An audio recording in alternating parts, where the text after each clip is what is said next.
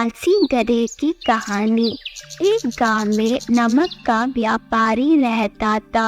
उसके पास एक गधा था।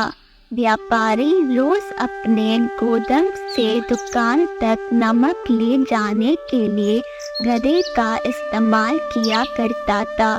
वह नमक को बोरी में भरकर गधे की पीठ पर लाद देता और उसके साथ साथ चलता हुआ दुकान तक आता था। व्यापारी का गधा आलसी प्रवृत्ति का था। काम से बचने के लिए वह नित नए उपाय सोचता रहता था। गोदाम से दुकान तक के रास्ते में एक नदी पड़ती थी, जिस पर एक छोटा पुल बना हुआ है।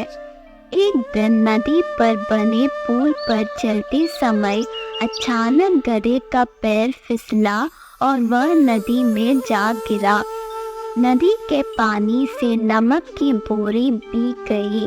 जब तक व्यापारी ने गधे को पानी से निकला, तब तक बोरी में भरा बहुत सारे नमक घुल चुका था।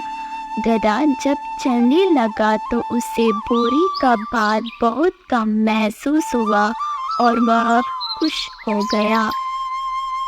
उसने सोचा कि अपने ऊपर लदा बोझ हल्का करने का ये बहुत बढ़िया तरीका है। अगले दिन वह जानबूझकर नदी में गिर पड़ा। नमक पानी में घुल जाने से बोरी का वजन फिर कम हो गया।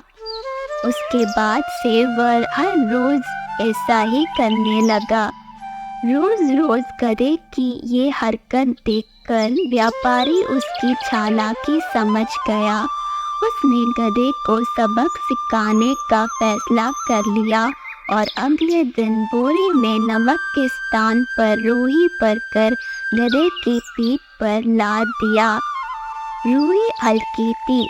इसके बाद भी आलसी गधे ने सोचा कि क्यों ना रोज की तरह नदी के पानी में गिरकर इस वजन को हार कम कर लिया जाए।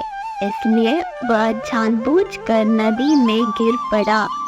लेकिन इस बार बोरी में नमक नहीं बल्कि रूई थी। पानी में भीगकर रूई का वजन कई गुना बढ़ गया। गधा जब उठकर चलने को हुआ तो इतनी भारी बोझ से उसका बुरा हाल हो गया। उस दिन के बाद से उसने कभी आलस न करने का निर्णय किया।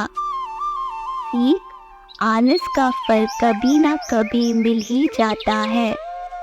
एक ही उपाय हर बार कारगर सिद्ध नहीं होता।